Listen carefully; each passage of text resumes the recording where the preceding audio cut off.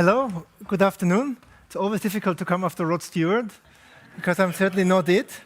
But it was my first life I spent as a journalist, and I'll try to tell you a story beyond governance and roadmaps.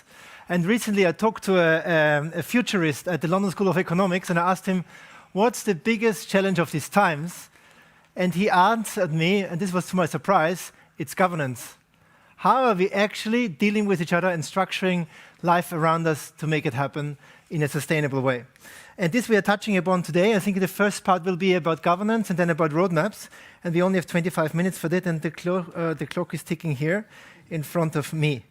And I want to talk about four things now. One is about pig. The second one is about 9.1%. The third one is how we make the transition. And the fourth one is the big question between opportunity and responsibility. That's the pig. And I think often I'm asked by my son or by people in the street, circular economy, fine, why are we in this mess? And then I pull up this picture and say it's the pig. It's the problem with instant gratification. And that doesn't only come back to consumers, which we all are, but certainly the politicians and business leaders that are often stuck in an old paradigm and where it's difficult to get out of.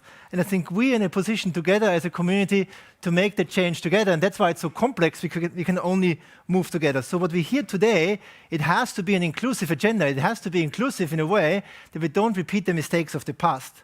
And it's not, we all saw the young generation, and actually again not here, and this really is so frustrating. They should be here at the same time. We had the same in our conference in Amsterdam. It shouldn't be young or old or middle age. I don't even know where I put myself, to be very honest. But it's not bottom up and top down. It has to come together. And we had a very interesting debate with Janis. Anybody who believes different, I think, will not be successful. And the third thing, which I came across in the last days, the question of gender equality also comes back in the circular economy debate, because recently we drafted our first proposal in the last 7 years where this was asked from us, please also put this component into this inclusive agenda, which I think is very important. This is the number we came up with about 1.5 years ago, how circular is the world. And the fact at the moment is it's 9.1%, and that's an interesting figure. It keeps your head busy, but it's really not about the figure. So we can debate with professors, is it 11%, 7%? It means there's a huge problem, and we have a huge opportunity. And I think this is very important that we keep ourselves reminding that this is unacceptable. And we recently had, and I'm talking to your head now, and I'm going to your heart, because this is the report we're going to launch in about 10 days from now. We're going to break this down on international reports.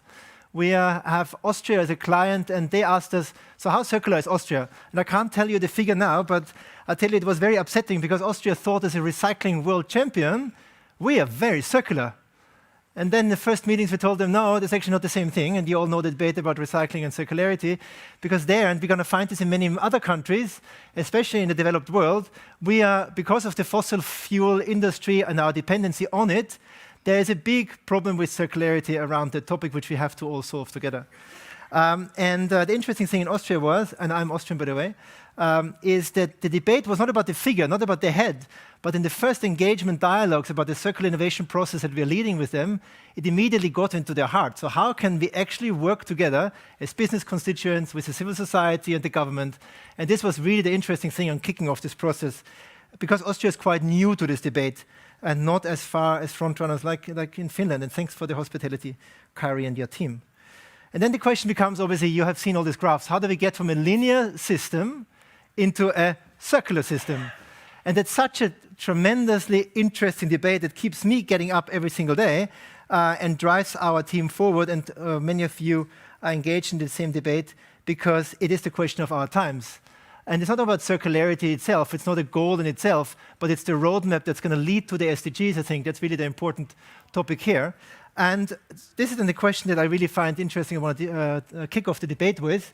Some of you might have seen that it comes out of the research that was done around the book Donut Economics, and Leeds University put this onto a graph.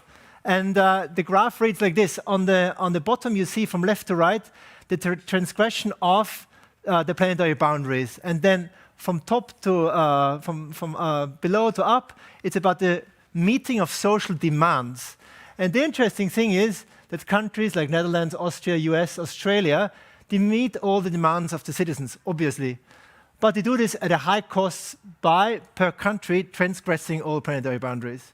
And I think that's a very interesting reminder and framing of the debate, because it is great that these countries are doing a lot, but in reality, they all have to move here, as countries like Vietnam, that was in this study mentioned as the front runner on the balance between not transgressing planetary boundaries and making sure that they are meeting the societal demands, that they do this in the most balanced way. And I think it really kept me very busy, because it's turning the economic paradigm upside down. And this balance poses many questions. And I love, and in many debates with Yannis, we also underline this. It's a new debate that is taking us away from this old paradigm, East versus West, into a more balanced debate. And I hope this we can have today with 4 excellent speakers that are speaking from their heart and their mind. I know them very well. One is from Australia, Miss Alison Morris. Please come to the stage. Welcome. Maybe an applause. Yeah, great. Thank you.